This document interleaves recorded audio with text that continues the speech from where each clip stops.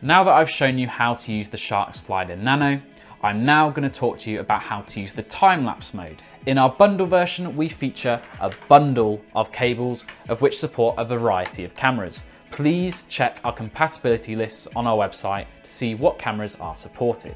Now, once you've got your strut cable, you want to point the pin into the carriage here. There's a little icon to show where it's going, and then you want to take your micro USB attachment and plug it into your camera. Now we want to both power on your camera, so I'll turn that on. Make sure that shutter control is enabled within your camera too, as obviously that's the only way that you'll be taking the time-lapse photos. And then we'll also want to turn the slider on itself, holding down the power button for 3 seconds. As you can see, the logo comes on, and then the slider will go through its quick calibration process. Once it's done, make sure to point your camera at a 90-degree angle and then just click calibrated. And now we want to go into the time-lapse mode. So here you've got the options for interval, output time, and frames per second.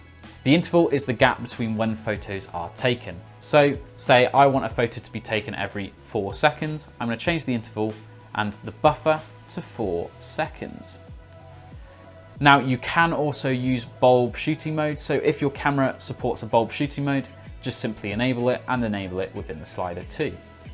Now that I've set my buffer, I'm going to come out and I now want to change my output time. So your output time is the actual full length of the time lapse. So say I wanted a time lapse to last about 2 seconds, or say you wanted 30 seconds, all you have to do is go to the 30-second option and the slider itself will calculate how many photos it needs to take during the move from A to B. But for this instance, we're just going to do 2, as that would be a heck of a lot of photos.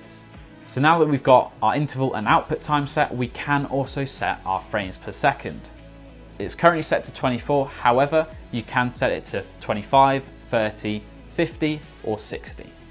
But for this instance, I'm going to keep it at 24. So we'll come out of that. And now you've got your time-lapse settings set, we now want to set our A and B point.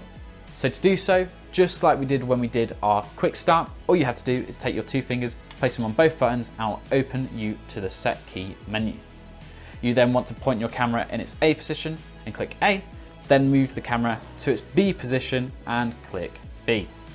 Then we want to click confirm and obviously then stand by. This will then take the camera back to its A point, and now your time lapse is ready to go. So all we have to do is click start. And now the slider will slowly move through each position to take the photos, as we can see here. Now obviously to end the time lapse, all you have to do is click exit, or when the time lapse is finished, the slider will simply come to its B point and stop. Now, if you need any more help, please contact our support pages or join our iFootage users group on Facebook, where you can talk to me. I'm Sam from iFootage, and I'll see you in the next one.